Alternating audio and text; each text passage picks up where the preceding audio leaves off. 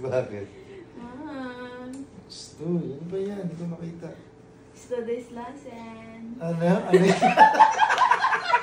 Ano yan? Student license. Oo. Bakit? Bukas na kasi makuha yung driver license ko na ID. Uy, congrats. Bukas na daw. Sabi, nag-email na sa'yo? Gusto ko turuan mo ako. Ang alin? Ang manayaw. Eh, di papasok ito bukas sa, ano, sa driver school? Ayoko. Bakit? Gusto ko ikaw magturo sa akin. Bakit? Kasi pag alam kong tinuturuan, mas lalong gumagaling. Sige na. Sige, turuan kita. Eh, nanonood pa ako eh. Mamaya na yan, turuan mo muna magmaneho. Sige. Naku, kakakarwash lang ng sasakyan. Ang bango-bango pa. At saka, hindi pa masyadong marunong to. Mamaya mabangga niya. Imbis na pangkakain na lang, pampapagawa pa. Hoy! Oh, ay. Tuturuan mo ba ako? Oo, tuturuan kita. Sure?